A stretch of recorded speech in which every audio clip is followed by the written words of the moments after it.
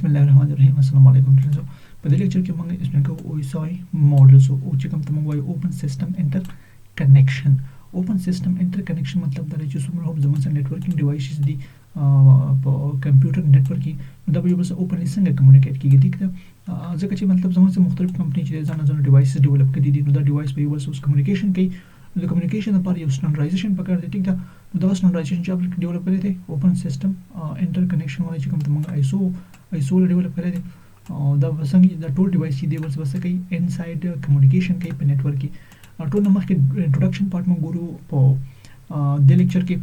ډیولپ بای ISO سمبل چا ډیولپ کړی ISO چې کوم ته موږ وایو انټرنیشنل سټنډرډ ارګنایزیشن. دا زموږ یو ارګنایزیشن دی چې کوم څه کوي سټنډرډ ډیولپ کوي. provide a universal framework for network communication. سیکنډ خبره دا چې زموږ یو یونیورسل framework provide کوي د نتورک کمیونیکیشن لپاره. څومره هم ډیوایس په نتورک کې زموږ سره کمیونیکیټډ دي، نو all ډیوایس پسې یو بل سره د یو بل سره په یو سپیسیفیک فریم ورک کې به کار کوي. ټیک ده، هغه فریم ورک نه به آوټ کار نه کوي. ټیک ده، نیکسټ زموږ انشور انټرپریبیلیټي بټوین ډیفرنٹ سیستم. بل دا خبره ده چې زموږ دا خبره انټرپریبیلیټي بټوین ډیفرنٹ سیستم. بل دا خبره ده زموږ چې سمپل سونه چې ډیوایسز دي، څومره هم چې زموږ سره ډیوایسز دي، نو دا ډیوایس په یو بل سره کوي کمباین کار کمباین. انټرپریبیلیټي مطلب دا چې څومره هم ډیوایسز دي د دې ډیوایس په دا ایبیلیټي چې د بس یو بل سره کوي کنیکټډ وي. کو پرس مطلب هغه ډیفرنٹ کمپنیز یا ډیفرنٹ ارګنایزیشنز او کمپنیز ډیولپ کړي.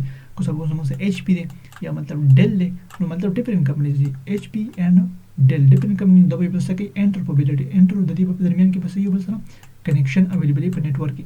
ټیک ده، ګایډ هاو ډیټا از ټرانسمیټ ریسیو اینڈ انټرپریټډ. بل زموږ په کوم ISO OSI ماډل کې موږ دا وایو چې مطلب ډیټا به څنګه ټرانسمیټ کیږي، ریسیو کیږي او دا شانې ډیټا به څنګه کیږي څنګه انټرپریټ کیږي. what is OSI what the OSI model cover. بل زموږ OSI model کوم ټاپک کور کوي. نمبر 1 کې دا خبره ده چې مطلب how device send data and receive data. ډیټا به د یو کمپیوټر نه وځي څنګه او دا کمپیوټر ته واپس به ډیټا راځي څنګه، مطلب ډیټا به ریسیو کیږي څنګه کمپیوټر ته. how device identify destination.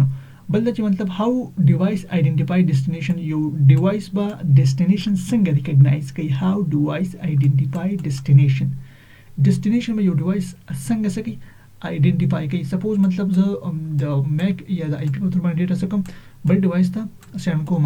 ټیک ده، نو مطلب د نیکسټ کوم زموږ چې IP ده، نو دا به په نتورک کې څنګه ریکګنایز کیږي. یو بل ډیوایس به څنګه دا کوم ریسیور سنټر چې دی دا به د ډیوایس په نتورک کې څنګه ګوري.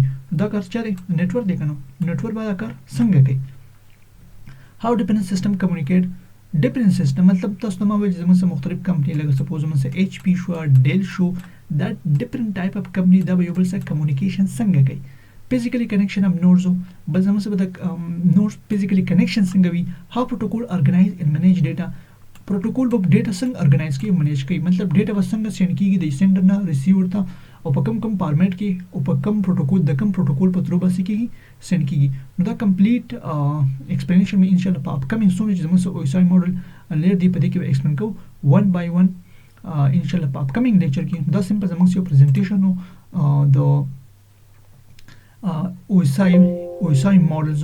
ان شاء الله په اپکمینګ لیکچر کې موږ اولنی لیکچر کې ایکسپلین کوو فزیکل لیر. Thank you so much.